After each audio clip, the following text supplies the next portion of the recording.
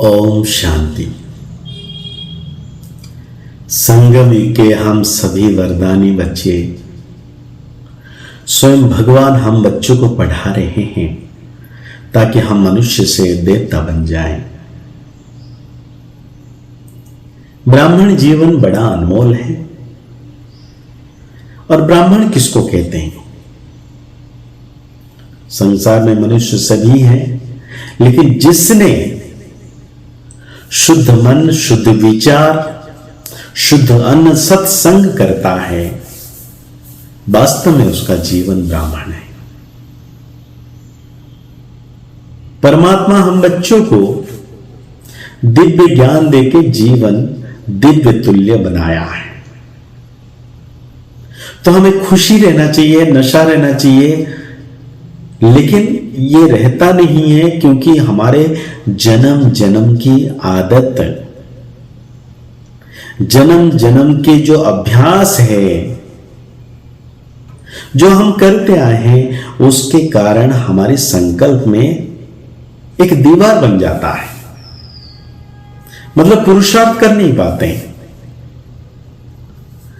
तो आज हम अपने जीवन में कैसे खुशियां लाएं, कैसे संकल्प को संपूर्ण दिव्य बनाएं, नेगेटिव होते हुए भी हम उसके बारे में अच्छा कैसे सोचें, इसके बारे में बात करेंगे। देखिए, बाबा है, परमात्मा है, ज्ञान का सागर, खुशी का सागर, आनंद का सागर।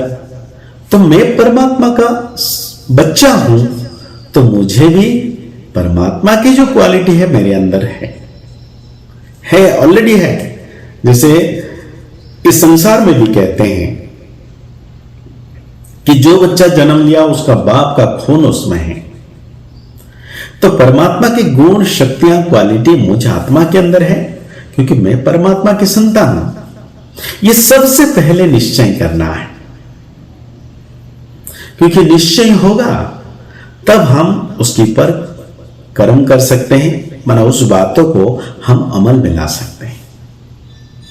तो मेरा बाबा अगर क्षमा का सागर है, मेरा बाबा अगर प्यार का सागर है, तो मैं भी मास्टर क्षमा का सागर, मास्टर प्यार का सागर, मैं मास्टर खुशी का सागर हूं। तो मेरे जीवन में हर पल में खुशी है। बरस बरस, जन्म जन्म हम अनेक प्रकार के कर्म किए, लेकिन अब हमारा कर्म सृष्टि के अंत में, इस संगम युग में मेरा श्रेष्ठ कर्म होना चाहिए। और श्रेष्ठ कर्म तभी होगा जब हम खुश रहना सीखेंगे। तो खुशी के लिए कुछ बातें हैं। देखिए, संसार में तो बिन वजह खुश होना बड़ी मुश्किल बात है। और संगम युग पर भी बिन वजह हम क्यों खुश हो जाए? सबसे पहला वजह है कि मुझे मेरा बाबा ज्ञान का सागर, सर्वशक्तिवान शिव बाबा मिल गया। इससे बड़ी खुशी क्या हो सकती है? जिससे हमने जन्म जन्म मंदिरों में, कंदरों में, मस्जिद में, गुरुद्वारा में, अनेक तीर्थ स्थल पर जाकर भगवान को ढूंढा, जप तप भक्ति पूजा पाठ सब कुछ किया, लेकिन अब उसकी सही पहचान, सही मार्गदर्शन, जीवन जीने की कला मुझे मिल गया है। अब तो मुझे सबसे बड़ी जो वजह है ये मिल गया है कि सर्वशक्तिवान बाबा मेरे साथ है। और उनका जो दिव्य ज्ञान है, जो भक्ति में हम सुनते आए हैं कि जो हो रहा है, जो हो गया, जो होने वाला है, सब में कल्याण है, तो मैं फिर क्यों घबराऊं? एक व्यक्ति जा रहा था बहुत बड़ा नोबेल पुरस्कार पाने के लिए। रास्ते में जाते हुए उसने प्लेन का टिकट खरीदा हुआ था, लेकिन अब जब रास्ते में जा रहा है, सामने प्रकृति की आंधी आ गई, इतनी बड़ी आंधी, उसका गाड़ी आगे बढ़ नहीं पाया। अब उसका दिल धक धक होने लगा, अब मेरा प्लेन छूट जाएगा, मुझे जो नोबेल पुरस्कार मिलने वाला है उससे तो मैं चूक जाऊंगा। समय पर नहीं पहुंचा, हजारों लोग, लाखों लोग, हाँ, वो पुरस्कार लेते हुए लोगों के सामने मीडिया सब देखेंगे, लेकिन ये समय तो चला जाएगा। ये सोच सोच के वो बड़ा दुखी हो गया और भगवान को, प्रकृति को, आपदाओं को, सबको दोषी देने लगा। और भी तूफान बढ़ता गया, उसका कार आगे बढ़ नहीं पाया। उसका कार जहां रुका वहां की झोपड़ी था। एक माताजी, बूढ़ी माताजी, जो बहुत दर्द में चित्कार कर रहा था। तो वो जो व्यक्ति था वो डॉक्टर था, तो उसने वो आवाज सुनते हुए झोपड़ी के अंदर चला गया, क्योंकि इतनी तेज बारिश हो रही थी। बोला थोड़ी समय यहां शरण ले लूं।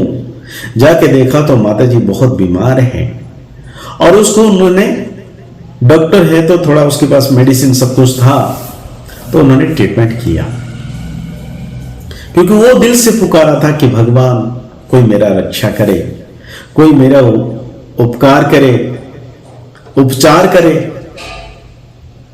लेकिन इधर से उसका प्लेन उड़ जाता है, टाइम हो जाता है। ये विलंबित भाव से जाके एयरपोर्ट में पहुंचता है। जब तूफान थम जाता है, पूछता है दूसरा प्लेन का टिकट मुझे दे दीजिए। बोला इसके बाद तो कोई भी प्लेन अभी उड़ नहीं रहा है। निराश होकर घर आ जाता है और रास्ते भर में भगवान को गालियां, प्रकृति को गालियां, तूफान को गालियां, हर चीज को उसके अंदर नफरत की भावना भर गया था उस आदमी के अंदर।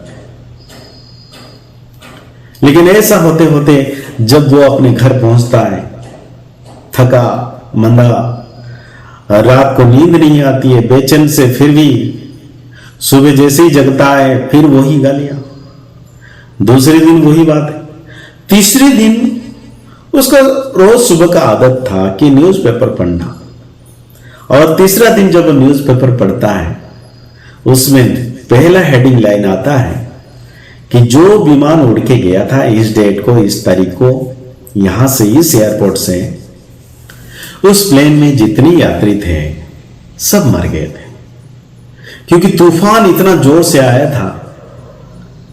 तो उस चक्रवात में प्लेन उड़ना तो मुश्किल, लेकिन आगे भी नहीं बढ़ पाया, जिसके कारण समुद्र में गिर गया और सारे लोग मर गए। तो वो जो व्यक्ति पढ़ता है उसकी रोंगटे खड़े हो जाते हैं, कहते मैं भी इसी प्लेन में जाने वाला था, लेकिन मेरा कर्म इतना श्रेष्ठ था जिसके कारण परमात्मा ने मुझे बचा दिया। धन्यवाद, शुक्रिया तेरा प्रभु, तुमने मुझे रक्षा की, तुमने मेरी हित की, तुमने मेरे बारे में अच्छा सोचा। अभी 3 दिन से कितना गालियां दे रहा था, कितना नफरत हो गई थी, लेकिन जब ये न्यूज सुनता है तो उसका विचार भाव बदल जाता है। फिर उस माताजी को याद करता है कि उसने भगवान को पुकारा था, उसकी रक्षा के लिए मैं गया था, उसकी दुआएं मिली जिसके कारण मैं बच गया। तो इससे हमें क्या सीख मिलती है कि हमारे जीवन में जो कुछ घटनाएं घटती है वो कुछ ना कुछ अच्छाई के लिए है। देखिए, अंधेरे जब होता है हम दिए जलाते हैं, क्यों जलाते हैं? ताकि रोशनी हो, उजाला हो। तो आप सोचिए हमें क्यों खुश रहना चाहिए? मेरे जीवन में जो मुझे प्राप्त है और जिस रास्ते पर मैं चल रहा हूं और जितनी खुशियां मुझे मिलती है, जो मेरी स्थिति परिस्थिति है, उसमें मुझे संतुष्ट रहना है, क्योंकि यही मेरा सृष्टि रंगमंच पर पाठ है। आज देखिए, कोई कलाकार को एक फिल्मों में बहुत ज्यादा अभिनय करने का मिलता है, किसी को 1 मिनट का, किसी को 30 सेकंड का, किसी को 2 घंटे पूरा उसमें दिखाया जाता है। क्योंकि जिसका जितना रोल है उतना ही दिखाया जाएगा। तो मेरे जीवन में जितनी प्राप्तियां हैं उसी में मुझे संतुष्ट रहना है, खुश रहना है, क्योंकि मैं भाग्यवान हूं। जो परिस्थिति मेरे सामने आती है, कोई घटनाएं घटती है, उसके आगे जो कल्याण का भाव है वो मैं समझ नहीं पाता, जिसके कारण मैं नेगेटिव सोचता हूं और दूसरों को दोष तो देता रहता हूं, परिवार वालों को, समाज को, साधन को, कि गाड़ी ठीक नहीं थी इसलिए एक्सीडेंट हुआ, ये ठीक नहीं था इसलिए सामने से कुत्ता चला गया इसलिए नहीं। इसके पीछे कुछ ना कुछ राज है, उस राज को हम समझ नहीं पाते हैं, जिसके कारण नाराज हो जाते हैं। लेकिन अब नाराज नहीं होना है, हमेशा खुश रहना है कि मेरे जीवन में जो कुछ होता है, जो हो गया है, जो होने वाला है, सब कुछ अच्छा अच्छा अच्छा। ये जो जीवन है हमें यूं ही नहीं मिला है। इस संगम युग में ब्राह्मण जीवन और उसमें भी परमात्मा का दिव्य ज्ञान मिल गया, अगर हम प्रैक्टिकल में उसको यूज नहीं करें तो कैसे खुश रहेंगे। इसलिए हमेशा ये सोचो, जो हो गया, जो हो रहा, जो होने वाला है, सब कुछ अच्छा। मैं कुछ राज समझ नहीं पाता हूं जिसके कारण मेरे जीवन में खुशियां नहीं आती। अब खुश रखने के लिए, खुश रहने के लिए, दूसरों को खुश रखने के लिए और खुश रहने के लिए इन बातों को जरूर ध्यान दें, तब हम अपने जीवन को श्रेष्ठ बना पाएंगे। और मैं संगम युग के सबसे सौभाग्यशाली आत्मा हूं, यह आपको अनुभव होगा। हम कभी भी किसी का तिरस्कार ना करें, सदा सम्मान करें। प्रकृति में तूफान आ रही है तो बहुत अच्छा, बारिश हो रही है तो बहुत अच्छा, बाढ़ हो रही है, क्या ये सतयुग में ये सब था? क्या ये 200 साल पहले इतने भयंकर भयानक था? आज जिस प्रकार से मेरे मन में प्रचंड रूप से संकल्प का प्रभाव उत्पन्न होते हैं, तूफान भी वैसे ही आते हैं।